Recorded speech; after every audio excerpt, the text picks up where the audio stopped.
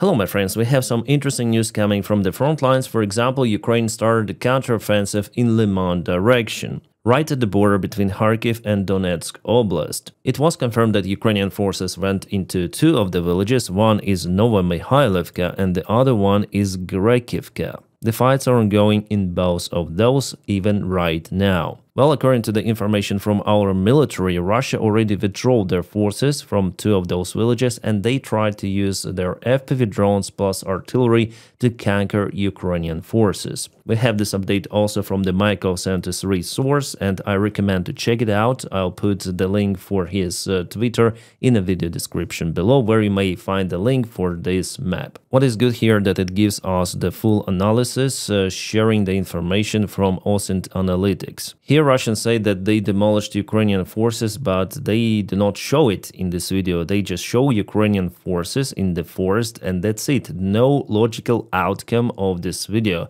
Still, I will not share it fully on YouTube because there are infantry forces, so I don't know what YouTube might think. And here guys, I'm quite surprised with this Ukrainian counteroffensive, especially this one, because Ukraine propelled for at least 2 kilometers for the last 24 hours. Well, why am I surprised? Because Russia actually has the advantage here. Their goal is to go to Lyman itself, and yesterday they propelled forward in Sreblansky forest, also causing Ukraine some of the losses. For example, this tank, you may see the symbol, you may check out the channels. So yeah, they hit one of the Ukrainian tank T-64. Plus, if we go to the deep state military map source, you may see that Russians moved, well, mainly here they moved in Sreblansky forest yesterday and today. Here is the expansion in the previous gray area, so it's not actually the movement, just the confirmation of the presence of the Russian forces. But close to Yampil, there was definitely the movement of the Russian army where they actually hit that Ukrainian tank. But in the north here, Ukraine did successful counterattack in two of those villages, so maybe Russia will be forced to send reinforcements to those villages after all and not to attack on the south. We'll see how it goes for Lyman very soon, but the sign is good that Ukraine started the counteroffensive. Now let's go to the breakthrough of the Russian army in Pokrovsk and Dobropilya direction. There, Ukrainian army was really successful, but Russians, as I said to you a couple of days ago, were sending significant reinforcements. And unfortunately now they were capable to break through again the occupied Mayak, and the fight is ongoing for Pankivka village. The situation in Pokrovsk-Dobropilya direction is now like that. Mayak is occupied. In Pavlivka, Russians put their flag, but it doesn't mean that they will keep this village under control for long, because Ukraine, as it happened many times before, may counterattack and retake the position, because initially Russia sent small groups for putting their flags, for photos, and after they reinforced the attack sending more infantry, and it looks like Ukraine is already using drones there, so the threat for now is coming to Shakhove. It is already understandable that Russia attacks from many of the directions northbound, mainly Popov Yar they occupied a couple of weeks ago, and with supplies the situation here is way better for the Russian army compared to Mayak, and now they simultaneously attack this front line moving to Shakhove. What also helped Russia to advance here recently is this road which goes through Vladimirovka village to Shakhove. Plus there is one more road that goes from Popov Yar, so potentially Shakhove is under the big threat. As you see, even with emergency forces, Ukraine wasn't able to cut this Russian attack hump, and now they try to expand it. And Russians saw this opportunity to send more reinforcements, so this is the new update. But nevertheless, Russians were thrown away from Zoloty Kolodets, and here is the main defense line of Ukraine. So the fight is ongoing quite far away, I would say, from the defense line already. The main task Ukraine fulfilled over here. But if Russia expands like that to Shakhove, they might create a new bridgehead for the further strikes towards Ukrainian main defense line. I think now it's their main goal, and also they want to take Pokrovsk and Mirnograd. However, for the last few days, maybe for 1 week, there is no movement from the Russian army towards both of those settlements. What is happening in the north here, that Russia launches lots of the gliding bombs to hit Kramatorsk. 41 bombs reported to hit this settlement. Guys, this is a lot. Russians say that they hit military infrastructure, but they hit everything actually. Civilian, military, they don't care. In Konstantinivka and Torets direction, well, there was the expansion of the gray zone over here And that's it. For the last week, there were no changes. Well, Russians are drawing those kind of the maps showing that they already like half occupied Konstantinovka, but it's not happening in real life. No, don't trust that bullshit. And the good news we have from Zeleny Guy, there Ukraine breaks through the Russian defense, taking 2 villages, Tolstoy and Zeleny High, under control. Here we have the modeling of how it was before and how it is right now. So 36 brigade, of the Russian army, separate motorized brigade of the Russian army, they've took control over Zeleny High and Alexandrograd.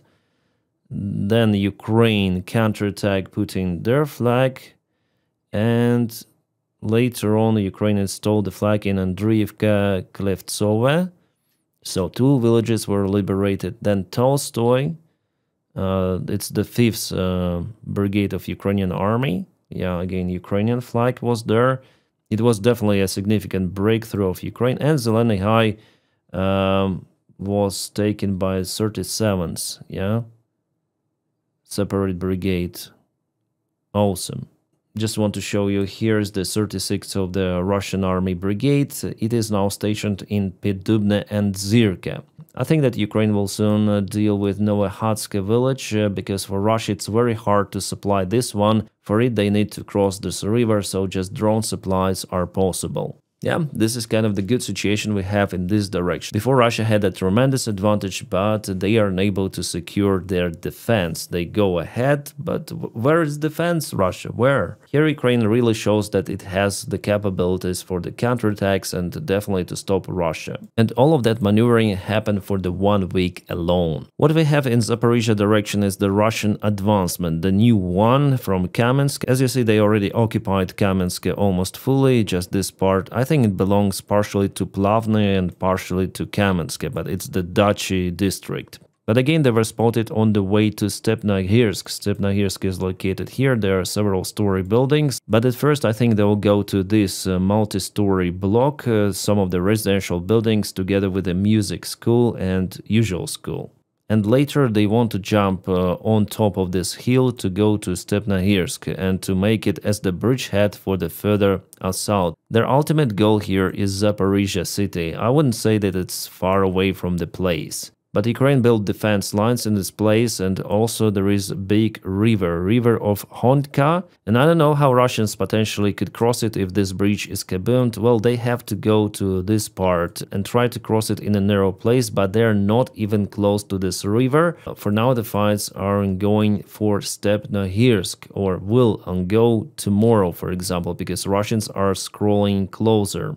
Well, at the same time, Ukraine tries to strike Stepova village, deflecting the Russian attention and possessing the threat for Pyaty-Khatki, which is on the road for the main Russian logistics road. Also, as you may see here, Ukraine intensified strikes on Russian positions using aviation. Speaking about the attack vectors, now the situation is like that. Russia has advantage in Kamensk and from Kamensk to Stepnogorsk, but Ukraine tries to counterattack in Stepova. Guys, thank you so much for your subscriptions, your likes, and we have reached 900,000 subscribers already on the channel, so 100,000 to go for 1 million. Awesome. I'm sure that maybe next year or the year after we're gonna reach this goal. And it's not fully my channel, it's also yours, because you participate in my videos, you comment, you like, and you support my job on Patreon as well. The link for my Patreon is in the video description below, just in case you want to motivate me to film more. And just yesterday I've recorded those 3 videos. I encourage you to check them out as well. And today I'm gonna record at least 1 more, because here it's just the frontline update for this video, but there are lots of the news happening around Ukraine and not only, and I want to tell you about those. So stand by for my next upload in a few hours. And now, my friends, I wish you all a peaceful sky wherever you are, and